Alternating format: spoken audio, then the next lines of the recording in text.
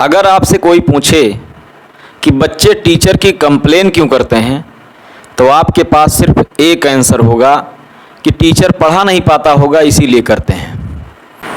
लेकिन ये सिर्फ 5% ही लागू होता है। 95% बच्चे टीचर की कंप्लेन क्यों करते हैं, इसके लिए मैं 11 कारण आपके सामने लेकर आया हूँ। जय हिंद साथियों, मैं अविनाश निराला ऐसे ही एनालिटिकल वीडियो आपके समक्ष लेकर आता रहता हूँ। आप मेरे चैनल को सब्सक्राइब करके मेरा हौसला और बुलंद करिए ताकि ऐसे वीडियो मैं आपके सामने लेकर आता रहूं।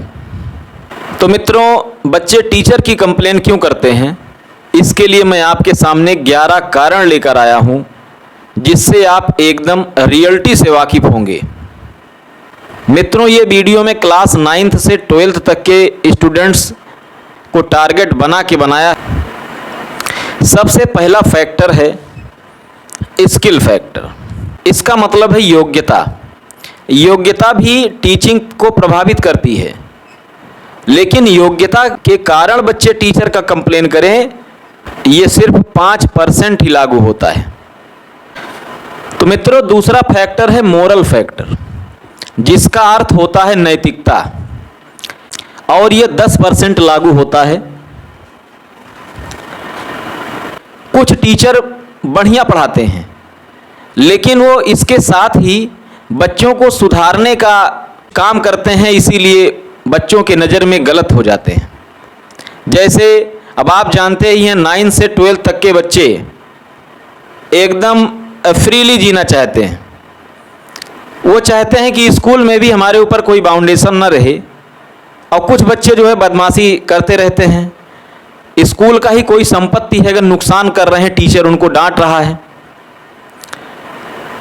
उनको चीज़ों का सही उपयोग करने के लिए निर्देश दे रहा है, उनको रोज आने के लिए प्रेरित कर रहा है, होमवर्क करने के लिए प्रेरित कर रहा है, संगति अच्छी रखने के लिए प्रेरित कर रहा है, नैतिकता की ओर उनको ले जाना चाहता है, तो ये बच्चे जो है गलत मानते हैं इसे, और टीचर का विरोध करते हैं और टीचर को गलत ठहराते हैं, और ऐसे टीचरों का वो कंप्लेन भी करते हैं। तो ये है मित्रों दूसरा फैक्टर। अब अगला फैक्टर है मित्रों कंपेल फैक्टर, और ये 5% लागू होता है। इसका मतलब है दबाव।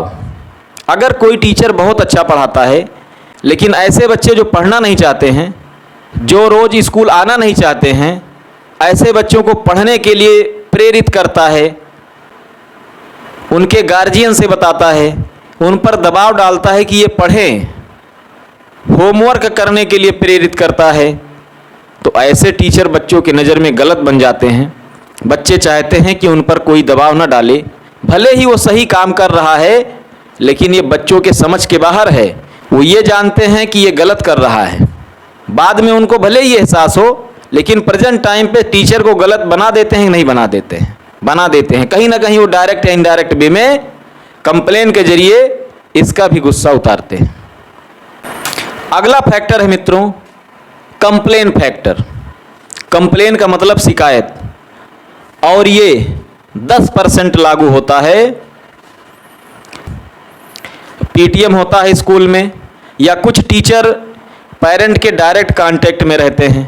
अगर पेरेंट कहीं रास्ते में मिल गया, या पीटीएम में पेरेंट आ रहा है, अब बच्चे नालायक हैं, बदमाश हैं, और उनकी कंप्लेन कर रहा है, भले ही वो टीचर बहुत अच्छा पढ़ाता हो, लेकिन अगर बच्चों की कंप्लेन कर रहा है तो बच्चों की नज़र में वो गलत बन जाता है। और अगर गलत बन गया, बच्चे कहीं ना कहीं अगर मौका मिल जाता है उस टीचर की कंप्लेन करते ज़रूर हैं। अब अगला फैक्टर है मित्रों चॉइस फैक्टर, और ये 20% लागू होता है। इसका मतलब है विकल्प। आपको एक कहानी सुनाते हैं। जैसे मान लीजिए कोई मूवी आप नहीं देखे हैं, और आपका दोस्त आया आपके पास और उसने कहा, यार ये वाली मूवी बहुत अच्छी थी, मैं इसको देखा, एकदम से इसका फैन हो गया, इसमें ये डायलॉग मारा है, इसमें ये चीज़ें दिखाई गई हैं। मतलब वो उसका जो है बढ़ा चढ़ा के एक्सप्लेनेशन दे रहा है, और वो आपसे कहता है कि वो इस मूवी का फ़ैन हो गया है, आपको भी देखना चाहिए। अच्छा, आप उस मूवी को देखते हैं और उस मूवी को देखने के बाद आपको बकवास लगता है, क्या बता रहा था ये, लेकिन फिर बार बार आपके दिमाग में ये प्रेशर आता है कि नहीं, अगर वो कह रहा था तो सही कह रहा था, मैं ही गलत हूं, मैं ही बुड़बक हूं, मैं ही जान नहीं पा रहा हूं। क्योंकि आपका उस व्यक्ति पर जितना विश्वास है ना, वो डिसाइड करता है कि उसकी कही गई बातों का आप पर कितना असर होगा। अगर उस पर आपका विश्वास अटूट है और उसने कह दिया मूवी अच्छी है, तो आप चाह कर भी उस मूवी को इग्नोर नहीं कर सकते हैं, उसको अच्छा आपको भी कहना ही पड़ेगा। और इन फ्यूचर आपको वो पसंद भी आ जाए। और अगर वो ऐसा ना कहा होता, हो सकता है आप उसे बकवास की श्रेणी में डाल देते। ऐसे ही मान लेते हैं कोई टीचर है, स्कूल में बढ़िया पढ़ा रहा है और कोई बच्चा है उस टीचर को लाइक भी कर रहा है, लेकिन अगर उस बच्चे का दोस्त उससे कहता है, यार मैं यूट्यूब पे पढ़ रहा था, ये मैम बहुत अच्छा पढ़ा रही थी, पढ़ के मज़ा आ गया एकदम, और ऐसे ही 2-3 बार वो आके उस बच्चे से कहता है, तो उसके दिमाग में आएगा, अच्छा देखते हैं हम भी। देखा उसने, भले ही उसको उतना सटीक ना लगा हो, लेकिन जैसे भी हमने आपको कहानी बताया, उसी तरह उस बच्चे का भी बात उसके दिमाग में हिट करेगा, नहीं बढ़िया है, बढ़िया है, और धीरे धीरे उसको भी मज़ा आने लगेगा। और जो क्लास में टीचर पढ़ा रहा है वही चीज़, वही सेम कंटेंट, इसको वो उतना प्रेफरेंस नहीं देगा जितना उनको देगा। और अगर कभी मौका मिला तो उतना प्रियॉरिटी नहीं रखेगा इस टीचर की, और हो सकता है आवश्यकता पड़ने पर कंप्लेन भी करे। तो इसे कहते हैं चॉइस फैक्टर। अगर हम किसी को श्रेष्ठ मान लेते हैं किसी काम में, और सेम वही काम अगर दूसरा व्यक्ति चाहे बढ़िया ही कर रहा हो, लेकिन फिर हमें उतना आनंद नहीं आता है, तो वैसे ही बच्चा अगर वहाँ आनंद ले रहा भैया, तो यहाँ क्लास में कहाँ आनंद आएगा। तो ये रहा मित्रों चॉइस फैक्टर। अब छठा फैक्टर है लव फैक्टर, और ये भी 20% लागू होता है, जिससे बच्चे टीचर का कंप्लेन करते हैं। अब आप जानते होंगे क्लास 9th से 12th तक के बच्चे किस उम्र में होते हैं। हार्मोनल इफेक्ट इन पर बहुत ज़्यादा होता है, और आजकल का जो माहौल है, समाज का जो रवैया है, फिल्में हैं, ये सब जो है उसको प्रेरित करती हैं गलत डायरेक्शन में जाने के लिए। बहुत कम ही बच्चे इससे बच पाते हैं। तो अगर वो गलत रास्ता चुन लिए, कभी कभी क्लास में भी कुछ ऐसी एक्टिविटी करते हैं कि टीचर को एक्शन लेने पर मजबूर होना पड़ता है। अब अगर टीचर एक्शन ले रहा है, वो चाहे जितना अच्छा पढ़ाता हो, अगर वो इन सब एक्टिविटी पर बच्चों पर एक्शन ले रहा है और बच्चों को पनिश कर रहा है, या पनिश नहीं भी कर रहा है, कुछ खरी खोटी सुना रहा है, तो बच्चों की नज़र में वो टीचर गलत हो जाता है, और आवश्यकता पड़ने पर वही बच्चे टीचर की कंप्लेन भी करते हैं। तो ये रहा मित्रों लव फैक्टर। अब 7वां फैक्टर है कास्ट फैक्टर। इसको कहते हैं जाति। अगर कोई टीचर नीच जाति का है और बच्चे उच्च जाति के हैं, तो हमने देखा है वो पैर छूने से कतराते हैं, वो सम्मान नहीं देते हैं, भले ही उस टीचर से ज्ञान ले रहे हैं। ऐसे सिचुएशन में मित्रों साहित्य की 2 लाइनें बहुत फेमस हैं। जाति न पूछो साधु की, पूछ लीजिए ज्ञान, मोल करो तलवार का, पड़ा रहन दो म्यान।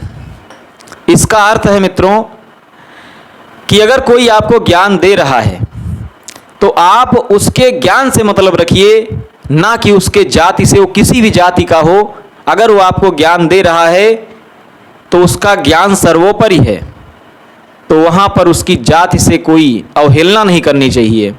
यही रूल मित्रों एजुकेशन सेक्टर में भी लागू होता है।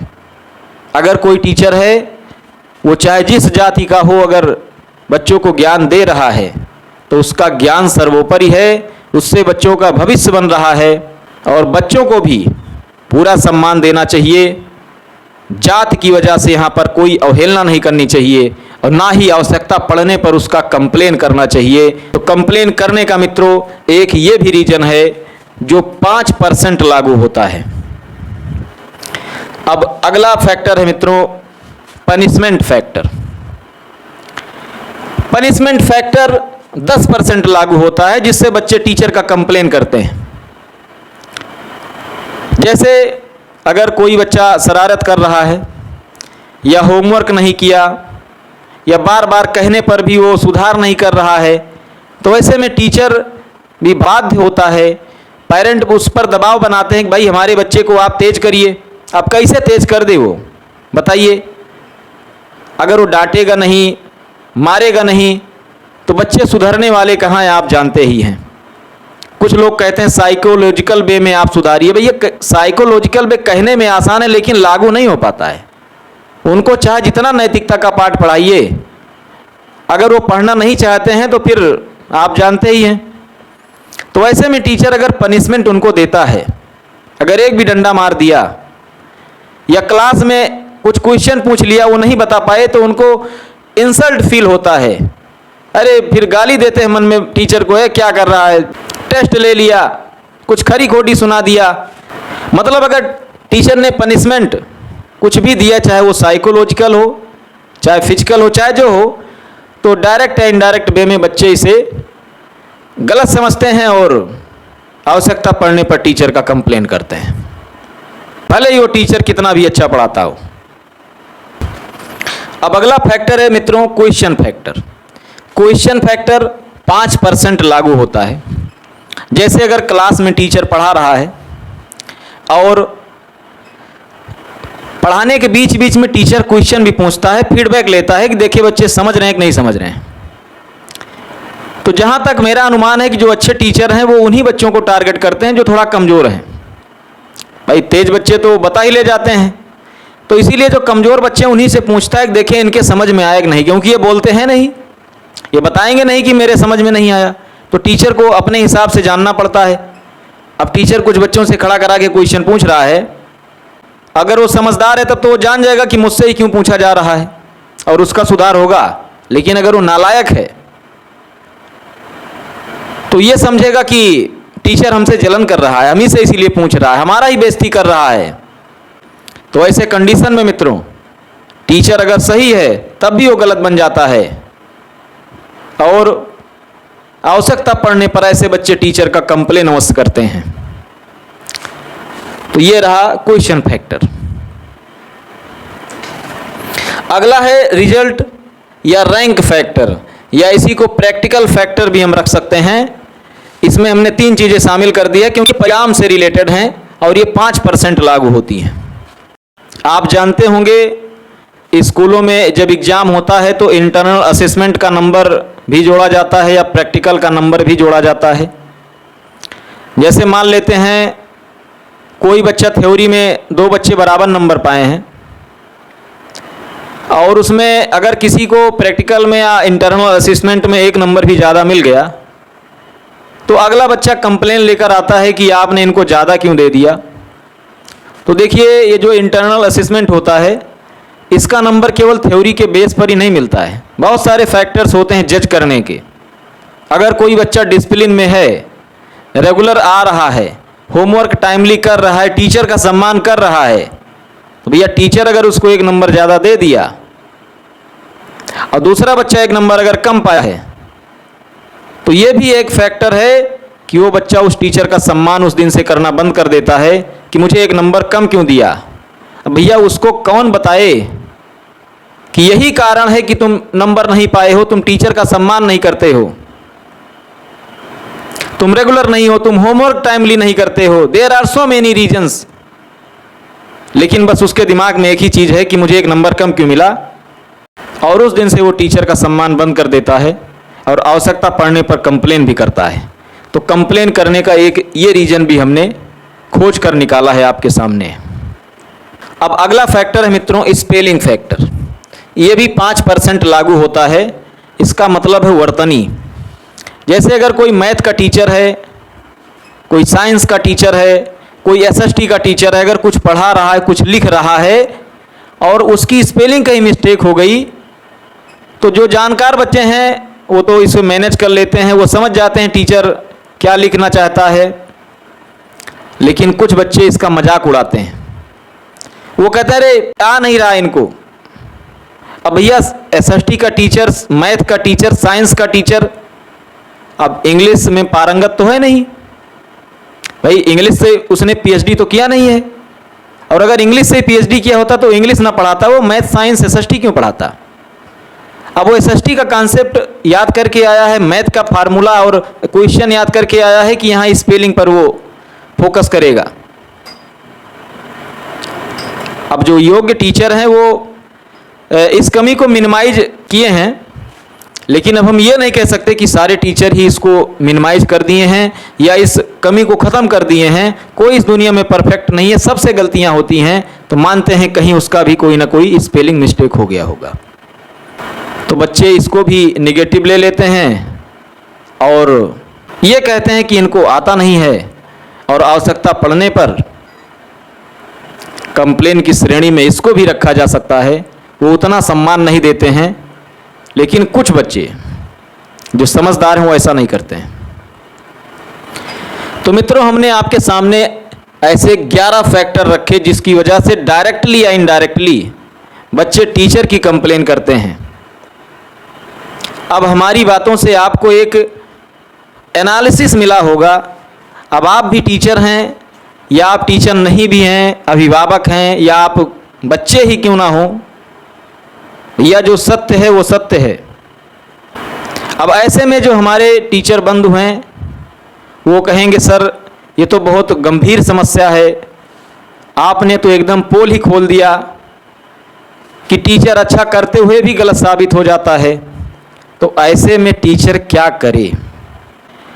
तो मित्रों देखिए, अध्यापन कार्य जो है ये दुनिया का सबसे कठिन कार्य है। माता पिता तो पैदा कर देते हैं और स्कूल भेज देते हैं, लेकिन उस बच्चे के अंदर नैतिकता, शिक्षा, ये सब डालने का काम टीचर करता है। तो जो हमको इतना बड़ा दायित्व मिला है, अब कुछ बच्चों की वजह से हम अपना दायित्व तो खो नहीं सकते हैं, अपना कार्य तो छोड़ नहीं सकते हैं। तो इसीलिए हमें अपना कार्य उतने ही ईमानदारी से करना होगा। भले ही कुछ बच्चे हमारा निंदा कर रहे हैं, करते रहें, कभी कभी ये भयंकर रूप ले लेता है। ऐसे में टीचर झेलना भी पड़ता है।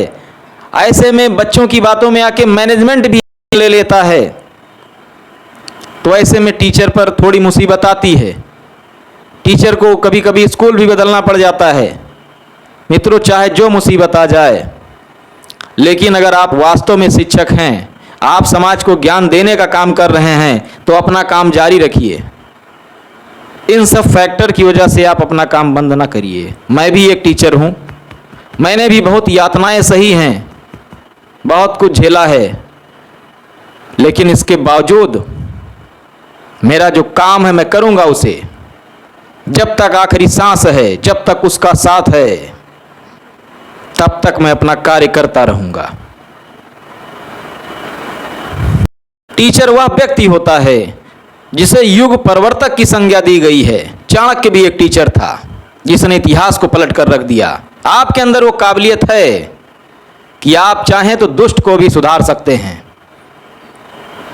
तो ऐसे में आपको धैर्य नहीं खोना है, अपना काम करते रहना है। मित्रों, पहले का ज़माना कुछ और था।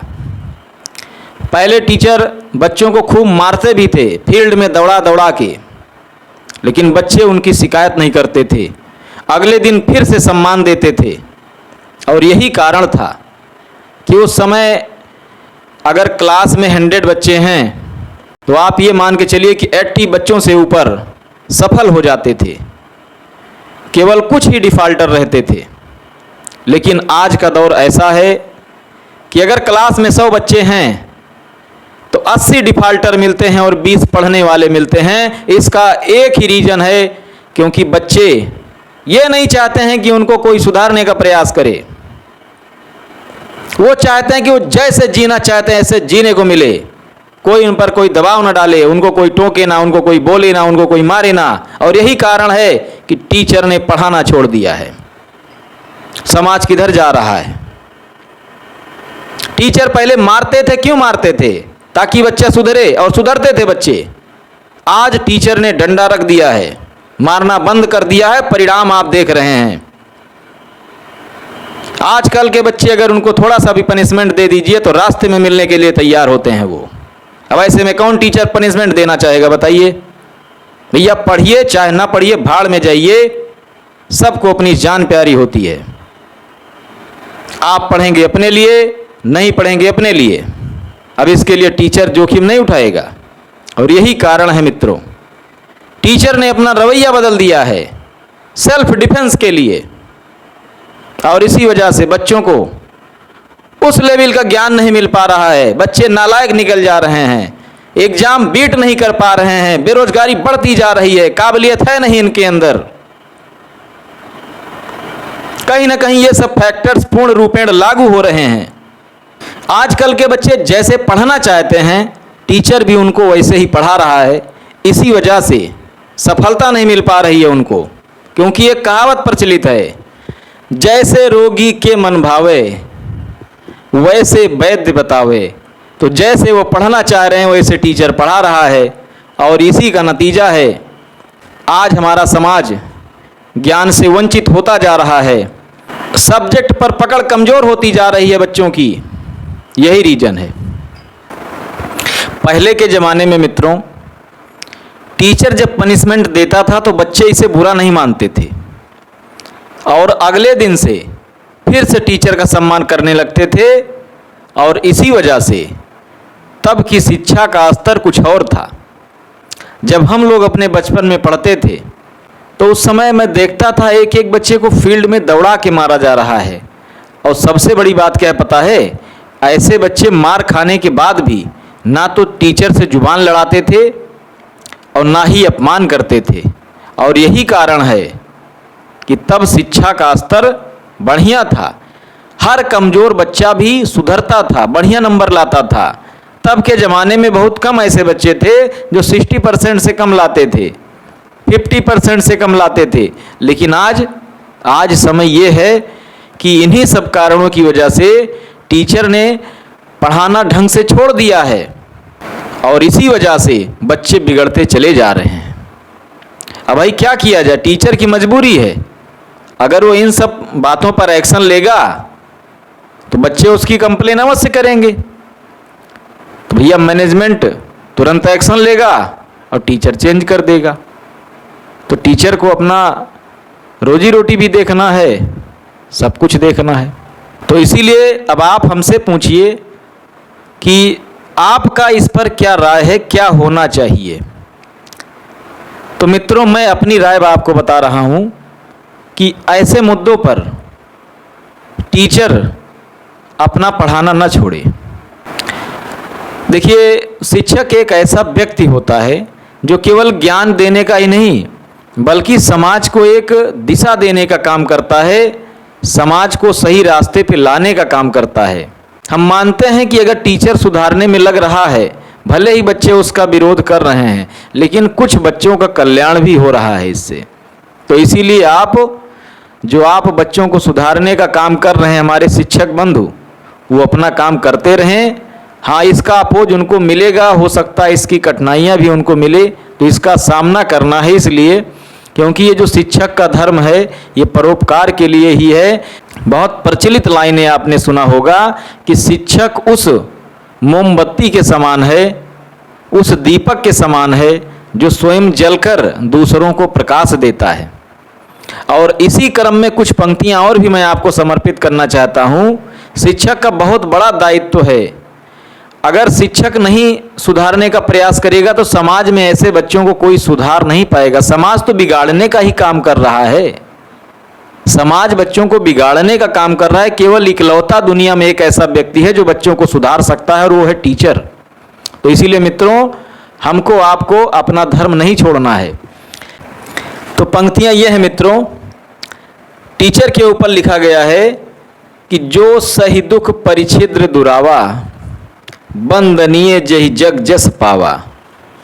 टीचर का सम्मान जो होता है वो किसके लिए होता है? उसके समर्पण के लिए होता है। टीचर ऐसा व्यक्ति होता है जो दुख सह करके दूसरों का दुख हरता है, बच्चों को काबिल बनाता है, उनके मुकाम तक पहुंचाता है, और इसीलिए टीचर क्या है? वंदनीय है। और भी शिक्षक के ऊपर कुछ उपयुक्त लाइनें हमने खोज कर निकाली हैं कि संत मही विचरत यही हेता, जड़ जीवन का करहि सचेता। वैसे तो ये लाइन साधु संतों के लिए लिखा गया है कि साधु संत धरती पर इसीलिए विचरण करते हैं ताकि वो मूर्ख व्यक्तियों को सचेत कर सकें, लेकिन हम इस लाइन को लाकर यहाँ रख रहे हैं। शिक्षक भी इसी कड़ी का हिस्सा होता है। जो काम संत करते थे पहले के ज़माने में, वही काम शिक्षक का भी है। गुरु किसको कहा गया है? शिक्षक को कहा गया है। ये लाइनें आप पर भी एकदम सटीक हैं। आप भी यही काम करते हैं कि जड़ जीवन को क्या करते हैं? सचेत करते हैं। तो आप भी संत के श्रेणी में हैं। तो आप अपना धर्म न छोड़िए, आप समाज सुधारने का काम करते रहिए। यह वीडियो जो हमारे बच्चे देख रहे हैं, तो उसमें से कुछ बच्चे जो इसका अपोज करेंगे, हो सकता है वो निगेटिव कमेंट भी करें, लेकिन ऐसे बच्चे जिनको ये पता है कि सर जो कह रहे हैं हकीकत में है, वो रियलिटी है, तो वो हमारा सपोर्ट करेंगे। ऐसे बच्चों को मैं कहना चाहता हूं कि बच्चों, आप लोग गुरु का सम्मान करते रहिए, क्योंकि ये आपने सुना होगा कि कोई कितना भी बड़ा हो जाए, लेकिन बिना गुरु के कल्याण नहीं होता है। अब लाइनें आप देखिए, बिन गुरु भवनिधि तरय न कोई। रामचरितमानस की लाइनें हैं। बिना गुरु के किसी का उद्धार नहीं हो सकता। बिन गुरु भवनिधि तरय न कोई, जो बिरंचि शंकर सम होई। चाहे भगवान शंकर की तरह आप इतने बड़े हो जाएं, लेकिन बिना गुरु के कल्याण नहीं होना है। गुरु करना पड़ेगा और गुरु का सम्मान भी आपको करना पड़ेगा। ऐसे बच्चे जो पढ़ने में कमज़ोर हैं, गलत बच्चों के संगत में पड़ गए हैं, ऐसे बच्चों का भी सुधार अगर कोई कर सकता है तो वो शिक्षक कर सकता है। इसीलिए बच्चों, शिक्षक आपका दुश्मन नहीं है। आप उसे गालियां देते हैं, उसका इंसल्ट करते हैं, मत करिए। शिक्षक ही ऐसा व्यक्ति है जो आपको सही रास्ता दिखाता है। आपका सुधार, अगर आप पढ़ने में कमजोर हैं या आपने गलत संगत पकड़ लिया है, तो आपका सुधार किससे होगा? इसके ऊपर भी कुछ लाइनें मैं खोज कर निकाला हूं कि सठ सुधरहि सत्संगत पाई, लोकहु वेद न आन उपाई। मतलब जो कमजोर व्यक्ति हैं, जो मूर्ख व्यक्ति हैं, उनका अगर सुधार किसी से हो सकता है तो दुनिया में मात्र एक ही रास्ता है, और वह सत्संगत।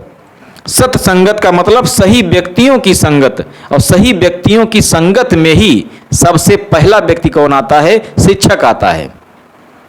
तो इसीलिए शिक्षक के कही बात का आपको बुरा नहीं मानना है। वो जो होमवर्क देता है उसको करना है। वो जो भी बताता है आपके हित के लिए बताता है। गोस्वामी जी लिखते हैं, मात पिता और गुर कै बानी, बिना विचार करहु जिया जानी। मतलब माता पिता और गुरु, ये तीन व्यक्ति ऐसे हैं जिनकी बातों का अनुसरण आपको बिना दिमाग लगाए करना है, बिना विचारे करना है, क्योंकि ये तीन व्यक्ति आपका कभी भी अनभल नहीं चाहते हैं, आपका भला ही चाहते हैं। अगर आपको पनिशमेंट दे रहे हैं तो आपके भले के लिए दे रहे हैं, अगर आपको डांट फटकार दे रहे हैं तो आपके भले के लिए दे रहे हैं। एक दिन आप जब काबिल बन जाएंगे तो भले ही उस गुरु को भूल जाएं, आप अच्छे मुकाम पे चलें। हो सकता है कि आप 4 व्हीलर में, इनोवा में चलें और आपका टीचर फटेहाल रूप में साइकिल से चले और आप उसको पहचान ना पाएं, लेकिन आपकी काबिलियत एक टीचर के बदौलत ही होगी। अगर कोई नर्सरी में पढ़ाया है आपको तो वो भी उतना ही सम्माननीय है जितना कि ग्रेजुएशन में और कंपटीशन में पढ़ाने वाला टीचर है। क्योंकि अगर वही छोटा बड़ा ABCD 1 2 3 ना सिखाया होता तो आज आप उस मुकाम तक ना पहुंचते। तो इसीलिए टीचर चाहे नर्सरी KG के हों, चाहे ग्रेजुएशन के हों, चाहे कंपटीशन के हों, चाहे जिसके हों, सभी एक समान रूप से वंदनीय हैं। तो मित्रों, इस हमारे वीडियो में अगर आपको कोई भी बात हमारी बुरी लगी हो तो उसके लिए हाथ जोड़कर क्षमा प्रार्थी हैं। क्या करें, दिल नहीं मानता है। एक शिक्षक होने के नाते कभी कभी समाज सुधारक के रूप में उतर आता हूं। तो वैसे ही आप लोग प्यार मोहब्बत बनाए रहिए और चैनल को सब्सक्राइब करके अपना सपोर्ट दीजिए, मेरा हौसला बुलंद करिए, ताकि ऐसे ही ताबड़तोड़ वीडियो मैं आपके सामने लेकर आता रहूं, जिससे काफ़ी लोगों का कल्याण होगा। तो इसी के साथ चलते हैं मित्रों, फिर मिलेंगे नेक्स्ट वीडियो में। जय हिंद।